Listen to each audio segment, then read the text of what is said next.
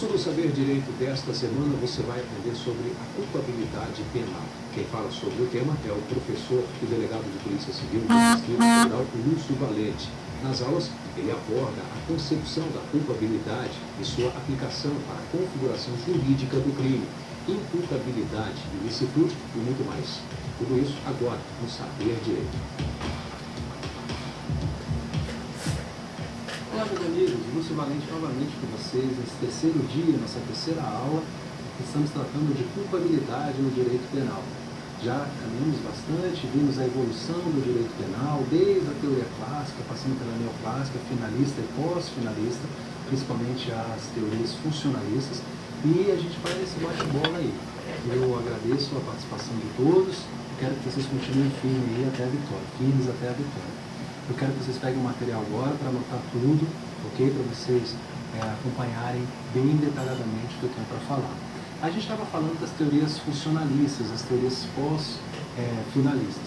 E nesse momento eu acho bastante interessante, bastante importante.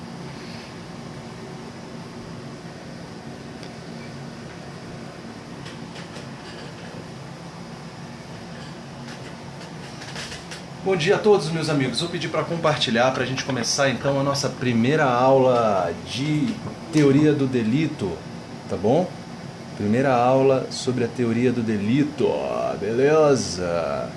Legal. Pessoal, convidem os amigos, vamos começar, vamos meter bronca. Por favor, visitem meu site, vocêsdelegado.com.br. Muito material, muita coisa legal.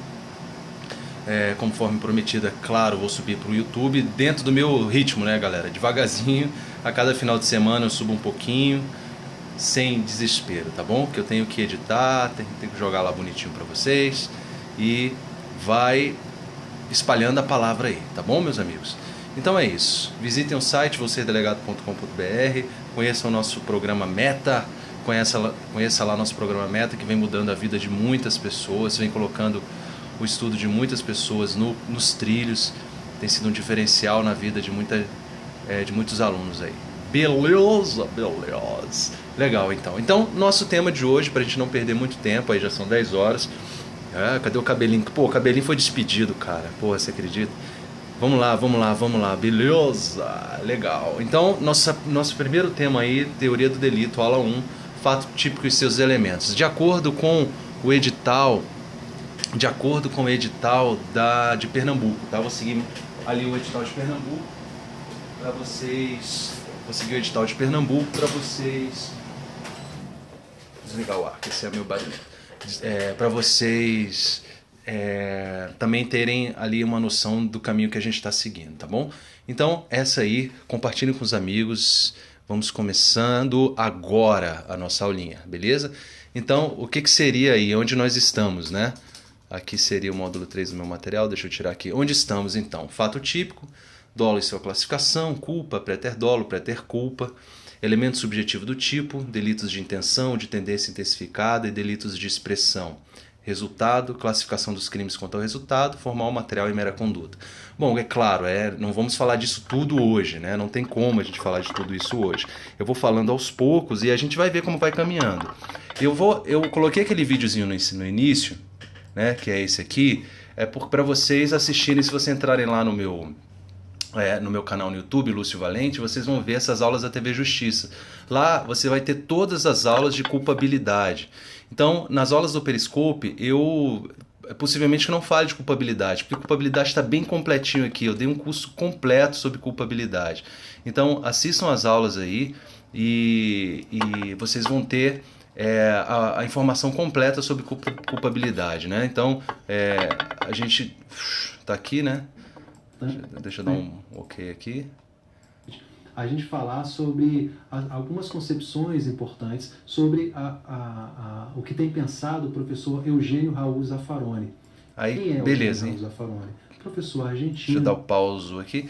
Então é isso, meus amigos. Então, sobre culpabilidade, podem ir lá no YouTube, já tem as aulas da TV Justiça que estão bem legais, estão bem orientadas e tenho certeza que vocês vão aprender muitas coisas lá. Legal, bacana, beleza. Então, vamos seguindo aqui para a gente falar do nosso primeiro tópico. Olha só, pessoal, nós vamos então falar da estrutura finalista do crime. E aí é essa estrutura que vocês já bem conhecem, com certeza, né? Fato típico, ilicitude, culpabilidade. Eu gosto de jogar logo o esqueletão aí para você se lembrar e a gente ir seguindo vamos dizer, a sequência da própria estrutura tripartida, né? Fato típico, ilicitude, culpabilidade. Então, dentro do fato típico, nós vamos estudar conduta, resultado, nexo causal e tipicidade, as excludentes de ilicitude e depois culpabilidade, se der tempo, porque, como eu falei, a culpabilidade está toda lá nas aulas da TV Justiça, não teria muito sentido a gente, a não ser que eu faça alguma coisa em questões e tal, vamos pensar de alguma coisa para culpabilidade. Tá bom, meus amigos? Então, fato típico, ilicitude e culpabilidade. O colega perguntou como eu consigo esse material. Esse meu material faz parte do meu e-book de Direito Penal, que por enquanto está disponível, está aqui meu e-book, ó. Ele está disponível somente para os alunos que fazem o META, tá bom? Então você, por favor, me manda um e-mail para vsdelegado.meta@gmail.com, vsdelegado.meta@gmail.com, tá aqui, ó. Esse aqui é o meu e-book, ok? Legal? Beleza. Então, assim, alguém perguntou do material, é isso. Então, alguém quer dar o print, deixa eu botar aqui mais perto para você dar o print aqui nesse pontozinho aqui, legal? Então, fato típico, ilicitude, culpabilidade. Obrigado, Bela, vsdelegado.meta. Então, se você quer o e-book, por enquanto eu não vendo o e-book em si, né? Eu não vendo o e-book em si. Ele vai no programa Meta, ele vai completo. São 10 módulos de direito de parte geral e 5 módulos, 5 ou 6, não me recordo, de parte especial. É bem completinho, bem completinho. 2013 está bem desatualizado, né? Já tem ele atualizado, tá? E eu estou pensando em vender o e-book separado, né? Uma coisa que eu estou discutindo aí com meu irmão para a gente colocar talvez no Hotmart, quem sabe. Beleza? Então vamos começar, meus amigos, sem muita firula, né? Não, vai ser uma aula absolutamente objetiva, esquematizada, para a gente não perder tempo, legal? Então vamos lá, olha só. Então, dentro do que a gente vai estudar, a gente vai seguir justamente essa sequência aqui, tá vendo? Então, conduta, e aí vamos estudar dentro da conduta ação, omissão, dolo e culpa. Beleza? Então, é isso que nós vamos estudar. Primeira coisa que nós temos que entender é as formas de conduta típica. As formas de conduta típica. Muito bem, então esse vai ser nosso primeiro ponto de aula, as formas de conduta típica. Legal? Olha só, meus amigos, a primeira coisa que eu quero que vocês anotem aqui é porque uma vez eu estava na sala dos professores, no cursinho, né? E aí eu sempre ensinei dessa forma, né? Sempre estudei, por exemplo, dolo e culpa como modalidades de conduta. E aí um professor de direito penal, muito respeitado em Brasília, muito conhecido em Brasília, ele, na sala dos professores, ele veio me questionar. Ele falou assim, Lúcio, por que você... A pergunta que ele fez, né? E eu quero que você anote aí essa pergunta. Por que você ensina dolo e culpa como formas de conduta? Por que você ensina dolo e culpa como formas de conduta? Bom, primeiro, não é exatamente isso que eu ensino. Eu não ensino dolo e culpa como formas de conduta. Na verdade, eu ensino dolo e culpa, então, eu ensino como forma de condutas típicas. Formas de condutas típicas. Por quê? Porque esse professor, ele ensina assim. Né? Não estou dizendo que é errado, só estou falando para você qual é a metodologia que eu vou utilizar para que você entenda e depois ninguém falar e você não se confundir em prova. Legal? Então, para que você entenda. Geralmente, os professores ensinam dolo e culpa como forma de tipo. Então, existe o tipo doloso e o tipo culposo.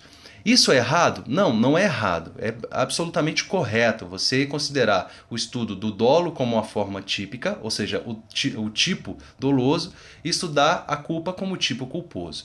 Entretanto, eu considero mais didático, me parece mais fluido, me parece mais inteligente a gente estudar o dolo e culpa como forma de conduta típica. Professor, qual é a diferença disso, de estudar como tipo e estudar como forma de conduta típica? É porque quando você está estudando o dolo e culpa simplesmente como tipos penais, você está estudando a estrutura do tipo, como é que está estruturado o tipo penal. E aqui o que me interessa é a consequência da conduta típica. O que é a conduta típica? A conduta típica é aquela que realizada pelo ser humano com consciência e voluntariedade, que se encaixa dentro de um tipo penal. Então a gente está falando aqui então de uma conduta que tem adequação a um tipo penal. Então não me interessa o tipo de matar alguém, e me interessa a conduta típica de matar alguém. José dando uma facada na barriga de João. Beleza? Então, na verdade, quando a gente estuda a conduta típica, a gente está analisando a realização fática do tipo, né? Então não me interessa o tipo matar alguém. Me interessa quando eu vou estudar a parte especial, mas quando eu vou estudar a parte geral, o que me interessa é a conduta típica de matar alguém, ou seja, a ação dolosa ou culposa de um ser humano matando efetivamente alguém. Professor, qual é a diferença disso? Qual é a diferença disso? É porque assim, pensem comigo aqui. Existe assim, o cara fala assim, chega assim, nossa cara, hoje eu tô com dolo de beber água. Ninguém fala isso, né? Nossa, eu bebi água por culpa. Ninguém fala isso. Por quê? Porque não existe dolo de beber água. Dolo é necessariamente voltado a uma conduta típica. Existe dolo de matar, de subtrair, de estuprar. Ninguém fala assim, nossa, eu tô com dolo de fazer amor com minha mulher. Ninguém fala isso, né? Por quê? Porque não existe dolo de manter relações sexuais com alguém, a não ser que seja uma conduta típica, seja estuprar alguém. Então, o que interessa para você aqui seria o dolo. O que interessa para você aqui é a conduta típica em si. Então, não interessa outras condutas que não sejam típicas. Por direito penal, só tem relevância as condutas típicas. Beleza? Então, dito isso, e a explicação para isso que eu estou falando é essa concepção aqui que pouca gente explica e pouca gente entende no direito penal. Deixa eu apagar essa paradinha aqui para ficar melhor. Olha só, o tipo finalista, né, da forma como foi compreendido por Welzel e por todos aqueles que o seguiram, ele teria dois aspectos, tá vendo aqui, olha? Ele tem um aspecto objetivo e tem um aspecto subjetivo. A soma desses dois aspectos, aspecto objetivo e o aspecto subjetivo, é que gera a famosa tipicidade. Então você tem aqui o aspecto objetivo e o aspecto subjetivo. Eles precisam ser somados, encaixados, para que ocorra o fenômeno típico, ou seja, para que ocorra efetivamente a ação típica. Então, dentro do aspecto objetivo, nós temos a conduta, o resultado, o nexo causal, o sujeito ativo e o objeto. Os sujeitos, na verdade, né? Mas aqui eu estou considerando o sujeito ativo e o objeto. Beleza? Então, conduta, resultado, nexo causal, sujeito ativo e objeto. E o aspecto subjetivo, dolo e culpa. Legal? Então, quando a gente pensa na teoria finalista, na estrutura da conduta típica, a gente pensa em dois aspectos, no aspecto objetivo e no aspecto subjetivo. Vamos ver isso aqui como é que funcionaria na prática, né? Olha só, como é que o tipo finalista ele é pensado no seu aspecto objetivo e subjetivo. Então, a conduta, ação de dar facada. Então, essa seria a conduta. O resultado, morte da vítima. Nexo causal, relação causal entre a facada e a morte. Há, então, condício sine qua non. Legal? Sujeito ativo, José. Sujeito passivo, João. Objeto material, Pedro.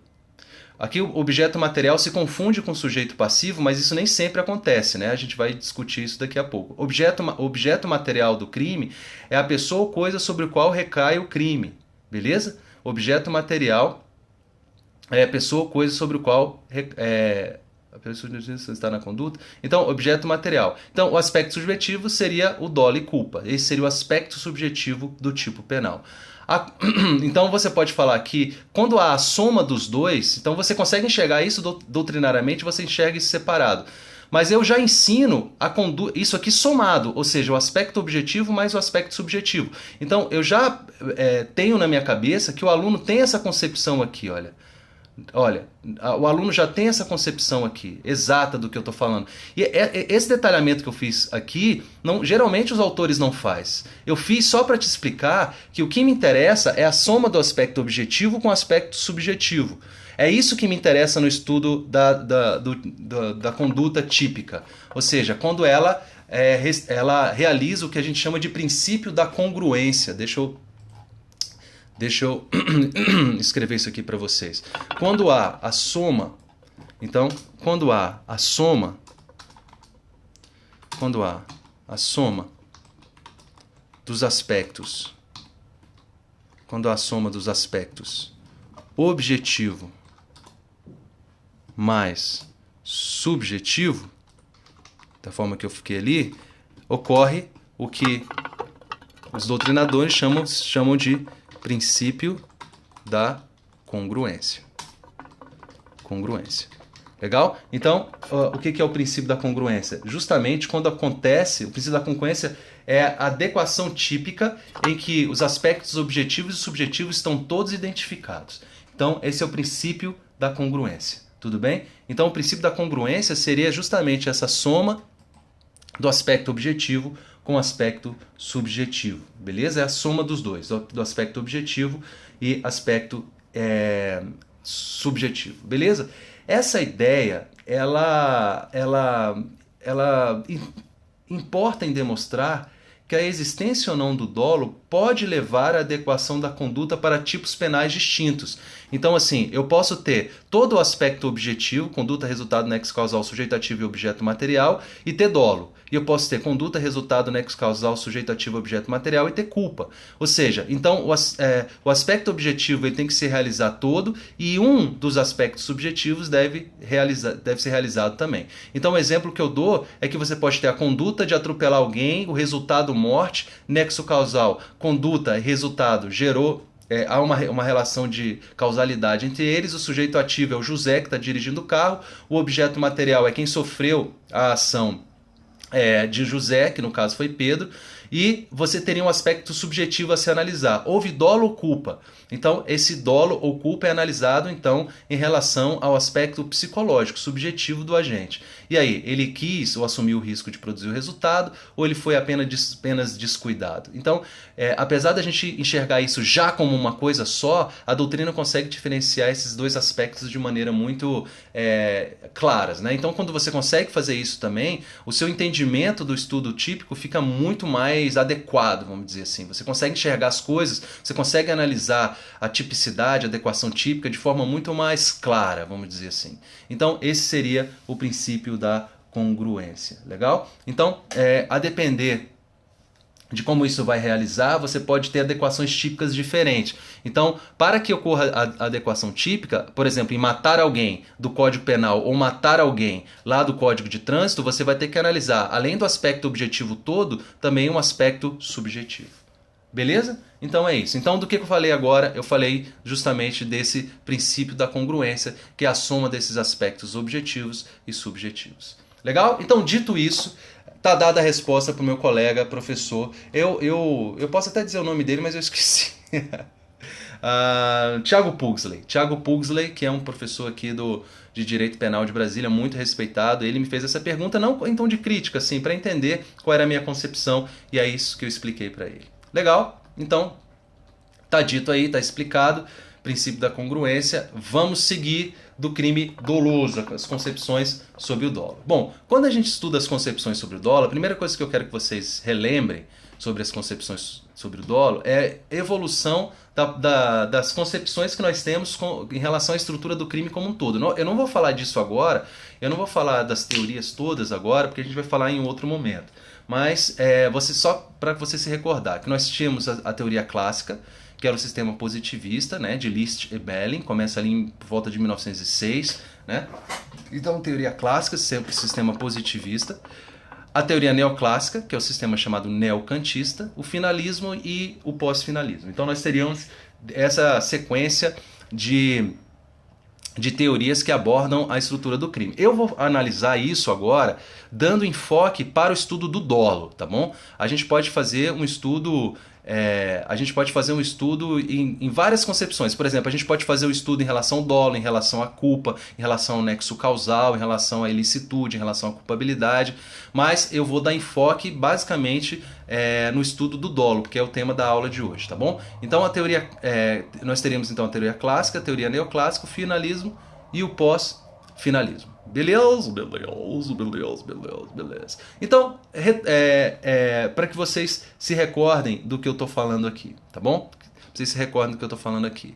Nós teríamos então, basicamente, o que interessa pra gente, a teoria clássica e a teoria neoclássica. A teoria clássica de List e Belling e teoria neoclássica de Mesger, Edmund Mesger, o grande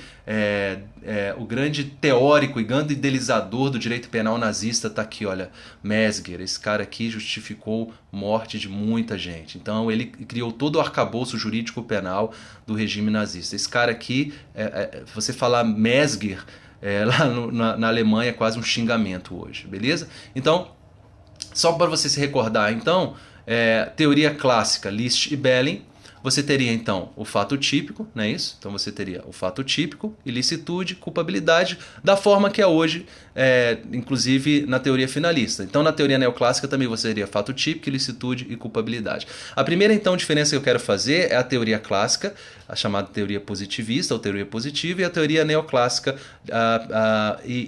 no que se refere à questão do dolo. Bom, vocês sabem que tanto na teoria clássica como na teoria neoclássica, o dolo estava situado na culpabilidade. Mas aqui tem uma diferençazinha que os autores muitas vezes não fazem e que o CESP gosta dessa diferença aqui.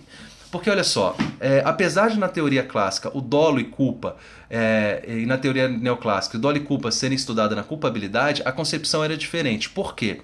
Porque para a teoria clássica, dolo e culpas eram formas, eram espécies de culpabilidade. Então você não teria a culpabilidade como um gênero, você teria a culpabilidade como um gênero e dolo e culpa como espécies. Então seria assim, dolo é uma forma de culpabilidade, culpa é outra forma de culpabilidade, né? Apesar de ser estritamente doutrinário, isso tem uma função doutrinária, é diferente a concepção quando na teoria neoclássica dolo e culpa se tornam elementos da culpabilidade. Ou seja, a culpabilidade passa a conter dolo e culpa.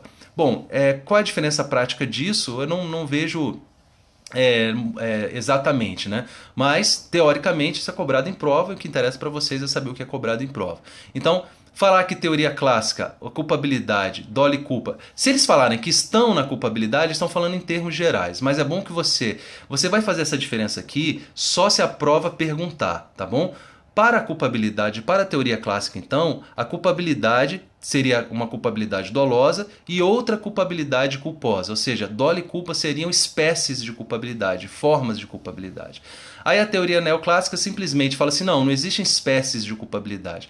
A culpabilidade contém elementos. Quais são os elementos da culpabilidade, dolo e culpa? Então é uma filigrana aqui, né, um detalhezinho que me parece pouco prático, mas só para que você fique ligado aqui. Então, para a teoria clássica, a culpabilidade, então, teria como dolo e culpa seriam espécies, é isso que eu quero que você se lembre. E na culpabilidade neoclássica ele seria elemento, ok? Beleza. Eu vou lembrar, calma. O pessoal aí nasceu de 6 meses, né? Vamos lá. A teoria... Calma, pessoal. Calma, cocada. Calma. Vou falar de tudo. Calma. Então, teoria clássica, List e Belling. Nessa época não se havia chegado ainda doutrinariamente ao conceito de consciência da ilicitude. Ok? Na teoria clássica ainda não se havia chegado doutrinariamente ao conceito de consciência da ilicitude. Já na teoria neoclássica de Mesger, o dolo ganha mais um elemento, que é a consciência da ilicitude, de dolo, o chamado dolos malos, né? Dolos malos, também chamado de dolo normativo ou dolo colorido, né? Ou dolo gay. Mentira, dolo gay não é não. Aí, então você tem, o dolo ganha um elemento, que é a consciência da ilicitude. Olha só que interessante, então. Na teoria neoclássica, o dolo, ele passa a ser ele passa a ser um elemento da culpabilidade, e aí ele ganha, então, o dolo ganha um aspecto, um colorido, um sal, né? Vamos dizer, um frufru aí, que é a consciência da ilicitude, né? Então ele ganha aí um elemento. Professor, e o que seria exatamente essa consciência da ilicitude? O que seria exatamente essa consciência da ilicitude? Então, vamos lá então. O que seria então essa consciência da ilicitude? que seria a consciência da ilicitude. Consciência da ilicitude. Bom, olha só. O que seria a consciência da ilicitude? Bom, a consciência da ilicitude, então, que para a teoria neoclássica, né, ou neocantista, para os neocantistas, né, para os neocantistas, você tinha, nos neocantistas, você tinha dolo, e esse dolo era um dolo com consciência da ilicitude, não é isso?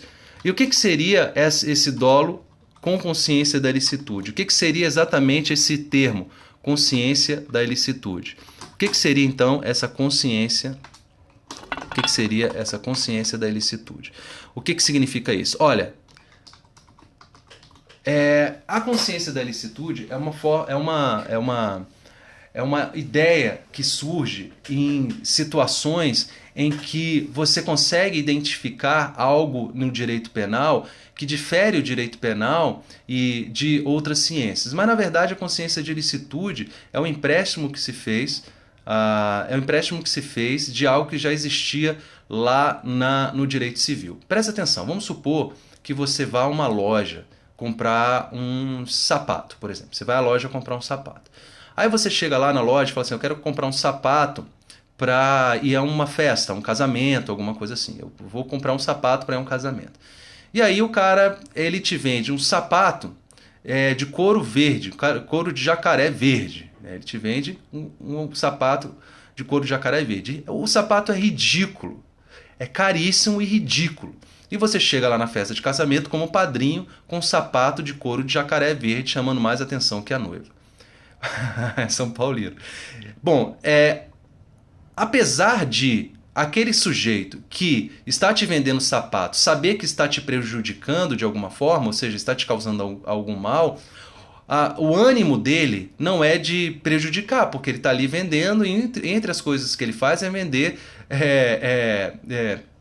sapato de couro de jacaré, sapato verde de couro de jacaré. E se o cara gostou, fazer o quê, né? Então o cara levou, pagou caro e levou. Agora, presta atenção, então não há uma maldade na conduta do vendedor. O vendedor ali não age pelo mal, ele age pelo bem, ele quer vender e vende, tudo bem? Agora, se esse mesmo vendedor, eu chego lá querendo comprar um sapato de couro legítimo e ele me vende um couro falsificado, mentindo que é um couro legítimo, ou seja, me enganando e por isso me prejudicando, a consciência dele é de que ele me causa mal. Ou seja, a consciência da ilicitude é o índice de maldade do crime. Índice de maldade do crime. Então os alemães, eles começaram a compreender que em determinadas situações, esse índice de maldade, essa maldade, esse agir para o mal, não existia em determinadas situações. Ok? Eu vou dar um exemplo para vocês. Então, a consciência da ilicitude é justamente a maldade nos crimes dolosos. Então, seria nos crimes dolosos justamente essa maldade, ou seja, o sujeito agir pelo mal. Eu vou dar 2 exemplos aqui para vocês compreenderem o que eu estou falando, tá? Então, para você entender essa consciência da ilicitude, que muita gente fala da consciência da ilicitude, que vira potencial consciência da ilicitude lá no finalismo, mas ninguém explica exatamente o que seria essa consciência da ilicitude. A consciência da ilicitude nada mais é do que a maldade, legal? Então, professor, existem pessoas que agem, por isso que então que ele é chamado de dolos, não é isso? Dolos malos, não é isso? Por isso que ele é chamado de dolos malos. Legal? Legal. Então, exemplificando aqui, vamos supor que José mate João, porque acredita sinceramente que tem o direito de matá-lo, porque João estuprou a filha de José. Legal? Então, vamos supor que José tenha matado João por acreditar sinceramente que está lavando a sua honra porque João estuprou sua filha. Legal? Esse é o primeiro exemplo. Segundo exemplo, vamos considerar que o mesmo José matou João porque é credor de João, ou seja, ele é credor de João em uma dívida de drogas e nesse mesmo sentido, vamos supor, porque ele não pagou essa dívida, ele resolve matar João. Presta atenção que o dolo aí é o mesmo, né, na teoria finalista. Não existe dolo de matar o estuprador da filha e dolo de matar o concorrente no tráfico de drogas como coisas juridicamente diferentes. O dolo de matar é o mesmo. É querer querer ou assumir o risco de matar alguém. A teoria finalista não vê diferença nessas duas situações. Ou seja, o dolo para a teoria finalista aí é um dolo natural. Ou seja, ela não analisa se houve maldade ou se não houve maldade. Mas os neocantistas, né, eles entendem, eles conseguem enxergar no dolo, no momento em que o sujeito reúne os elementos psicológicos da formação do dolo dele, ele consegue, os neocantistas conseguem enxergar então essa diferença. Então, para ele, no caso do cara que matou o estuprador da filha, o dolo dele não reuniu a consciência da ilicitude, ou seja, ele não agiu para o mal, ele agiu para o bem. É claro que hoje, na teoria finalista, isso é resolvido lá na culpabilidade, não é mesmo? Mas aqui você já excluiria o dolo, já resolveria o problema, ou seja, o dolo dele já estaria eliminado, porque a consciência, que é esse índice de maldade, não ficou determinada, não ficou reunida para a formação do dolo. O dolo não se formou sem essa consciência da ilicitude, né? Então, já no caso do cara que matou o José, que matou o João por causa de uma dívida de droga, né? Matou o João por causa de uma dívida de droga, aí eles entendem, aí é a maldade. Por quê? Porque aí ficou reunida a consciência da ilicitude que forma o dolo. Então, a consciência da ilicitude seria um aspecto, vamos dizer, um colorido que se dá ao dolo. O dolo não seria algo neutro, natural. Seria necessariamente algo em que se identifica alguma maldade. Dolo é para o mal, não existe dolo para o bem. Legal? Então, é por isso que fazia essa diferença entre dolos malos e dolos bônus. Na verdade, essa diferença é só para determinar o que era exatamente dolo e o que não era dolo. Legal? Então, você viu aqui comigo que a consciência da ilicitude nada mais é do que a consciência de que age para o mal. E essa consciência, então, deveria ser analisada, segundo os neopositivistas, os neocantistas, os neoclássicos, como um elemento do dolo. Legal? E aí você teria isso aqui, olha só. Cadê ela? Tá aqui, ó. Culpabilidade neoclássica e a culpabilidade finalista ficaria, então, a imputabilidade, né? A imputabilidade como elemento, imputabilidade como elemento. Na verdade, assim, aí eu já estou fazendo uma comparação entre a teoria neoclássica e a teoria finalista, né? Desculpa, a teoria neoclássica e a teoria finalista. Então você teria imputabilidade, dolo com consciência ou culpa, né? Na neoclássica, e na finalista você teria somente a consciência da ilicitude. E então o dolo se desprende do seu filhinho, consciência da ilicitude, e deixa o filhinho lá na culpabilidade, é essa a concepção de Welzel, ok? A imputabilidade... Opa, não, desculpa. Repeti aqui, né? Imputabilidade... Aqui eu repeti, né? Aqui é a exigibilidade de conduta diversa. Né? Exigibilidade de conduta diversa, que estaria aqui também. Então você teria a teoria neoclássica, imputabilidade, dolo com consciência da ilicitude ou culpa, e a exigibilidade de conduta diversa. Na culpabilidade finalista você teria a imputabilidade, a consciência da ilicitude se transforma em potencial consciência da ilicitude, nós vamos ver o que é consciência atual e consciência potencial, quando estudarmos culpabilidade, e a exigibilidade de conduta diversa. Olha que bonito que fica então quando a gente compara a culpabilidade neoclássica com a culpabilidade finalista. Legal? Então, vamos comparar então em relação ao dolo, né? Porque o que nos interessa é em relação ao dolo. Então você teria, em relação ao dolo, a teoria neoclássica, o dolo é normativo e no finalismo o dolo deixa de ser um dolo normativo e se transforma num dolo natural. Esse dolo normativo é o dolo com a consciência da ilicitude, e o dolo do finalismo é o dolo sem a consciência da ilicitude. No causalismo, você teria o dolos malos, também chamado de dolo colorido, ou dolo Rodrigo Tenório, né? Ou seja, dolo gay. Dolo Felipe Tenório, desculpa. Dolo Felipe Tenório, dolo gay. Então, dolos malos, dolo colorido. O dolos bônus, também chamado de dolo monocromático, beleza? Dolo monocromático. E aí, na prova oral, Pessoal, é muito importante porque vocês sabem que a prova discursiva será de penal e processo penal. Se recordam disso? Penal e processo penal. Então é muito importante que vocês se lembrem dessas situações. Então o dolo bônus seria o dolo monocromático. O dolo colorido, também chamado de dolo normativo. Não é isso? Dolo normativo. Legal? Então é isso. Então seriam essas as concepções que a gente teria em relação ao dolo dentro dessa estrutura. O pós-finalismo não mexe no dolo. O pós-finalismo não mexe no dolo. O pós-finalismo trata basicamente do nexo causal, né? Então, assim, o dolo finalista ele permanece inalterado. É bom dizer que há finalistas que adotam dolo normativo, mas é minoria, tá? Há finalistas que adotam dolo normativo, mas é minoria, né? Você tem, por exemplo, o professor Miguel Reale Júnior, que é, né, o professor Miguel Reale Júnior, ele é um sujeito que defende, por exemplo, o dolo normativo, que o finalismo pode conviver com dolo normativo, tá bom? Então, legal. Meus amigos, olha só, como sempre, nossa microaula, só meia horinha, pra gente ver os principais pontos aí. O que nós vimos hoje? Nós lembramos a estrutura do crime, fato típico, ilicitude e culpabilidade, não foi? Vimos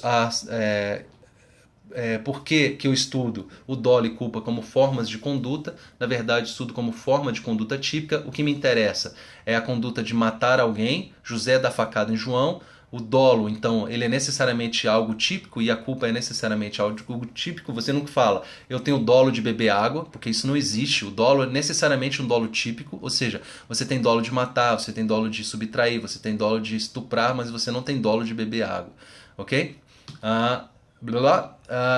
O tipo penal finalista, ele tem dois aspectos, o aspecto objetivo e o aspecto subjetivo. A soma desses dois aspectos, objetivo e subjetivo, faz nascer, através do princípio da congruência, a adequação típica. Então você tem, aqui no exemplo que eu dei, né, a conduta, o resultado, nexo causal, sujeito ativo e objeto material, e o aspecto objetivo, que seria dolo e culpa. Quando há a soma desses dois aspectos, dessas duas faces do dolo, né, então você teria um tipo penal realizado de acordo com a teoria finalista, não é?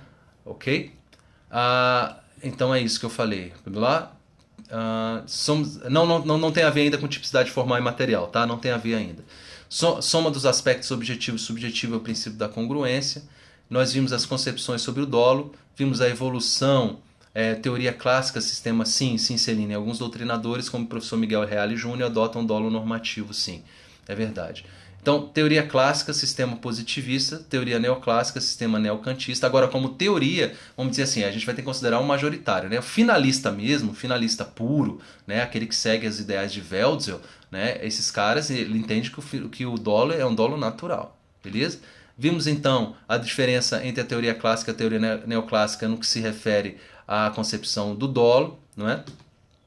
Vimos que na teoria clássica, na teoria neoclássica, é inserido no dolo um novo elemento, que é o chamado dolo normativo, dolo colorido. Agora um aspecto histórico, momento cultural. Vocês sabem por que Mesger cria dentro do dolo o chamado dolus malus e o dolus bonus? Vocês sabem? Por que Mesger diz a história? Por que Mesger traz para a teoria do dolo a questão do dolo normativo, o dolus bonus e o dolus malus? Tem a ver com a possibilidade da criação dos tipos de perigo e do direito penal, que o direito penal não da conduta, mas o direito penal em que se pune a mera condição de ser, a mera periculosidade, não é?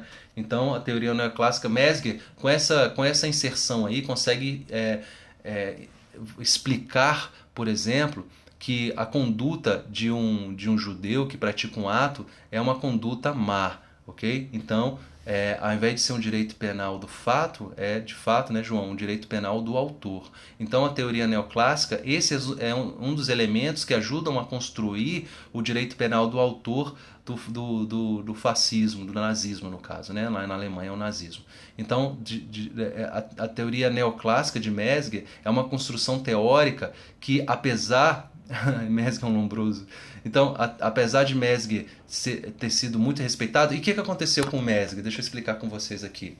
Quando surge, então, o finalismo, né? Quando surge o finalismo, O Mesger, ele era uma figura odiosa, vamos dizer assim, né?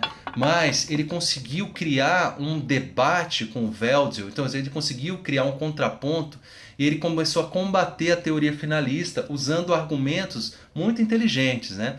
Então ele jogou uma cortina de fumaça sobre o que ele tinha feito. Então só recentemente, já na década de 80, que foram estudar melhor vamos dizer, a contribuição que Mesger deu ao regime nazista, não é? Mas, enfim, isso é questão histórica, não vai ser cobrado de vocês, legal? Então, nós vimos aí o que seria essa consciência da licitude, nós vimos então que seria justamente o índice de maldade, e vimos então que na teoria finalista o dolo ele é um dolo natural, enquanto na teoria neoclássica ele seria um dolo normativo.